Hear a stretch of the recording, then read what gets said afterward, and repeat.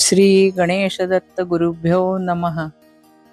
परमपूज्य गुरुदेवांच्या अमृतमयी हितोपदेशातील रामरक्षा स्तोत्र या विषयावरील मार्गदर्शन. गुरुर्ब्रह्मा गुरुर्विष्णू गुरुर्देवो महेश्वरा गुरु साक्षात परब्रह्म तस्मै श्री गुरवे नमः. श्री रामरक्षा स्तोत्र हे अत्यंत प्रभावी स्तोत्र आहे. श्री रामरक्षा या शब्दाचा अर्थ रक्षण करता राम असा आहे. ही प्रभू रामांची स्तुती आहे. भगवान शंकरांनी बुधकौशिक ऋषींच्या स्वप्नात जाऊन हे रामरक्षा स्तोत्र सांगितलेले आहे.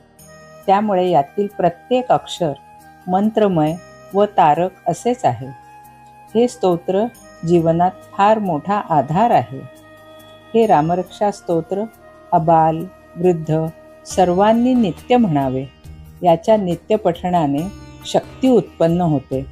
ती आपले सदा सर्वकाळ रक्षण करते. शुचिर्भूत होऊन किंवा हातपाय धुवून रामरक्षा रोज म्हणण्याने आपली बुद्धी आपोआप कुशाग्र होते. श्री रामरक्षा पठणाचे वेळी उदबत्ती लावावी. तिच्यापासून पडणारा अंगारा लावल्यास मनुष्याची भीती कमी होते. घरामध्ये तो अंगारा सर्वत्र उडविल्यास घरातील वाईट शक्ती बाहेर निघून जाते. रामरक्षेचे आवर्तन करण्याची पद्धत आहे. कोणत्याही महिन्याच्या शुद्ध प्रतिपदेला एकदा, द्वितीयेला 2दा अशा चढत्या क्रमाने म्हणून नवमीला 9 वेळा रामरक्षा पाठ म्हणावा. ही भगवंतांची स्तुती आपल्या मुखाने करता आली नाही तर या मुखाचा काहीच उपयोग नाही. नाना प्रकारचे छंद, वाईट व्यसने हे रामरक्षा पठणाने कमी होतात.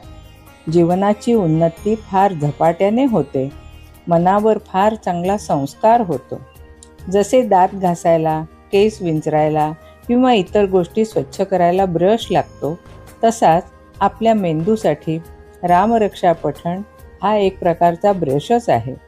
या साध्या गोष्टी जीवनात निस्संशयपणे आचरल्या तरी मनस्वास्थ्य व शरीर स्वास्थ्य निश्चितच लाभेल.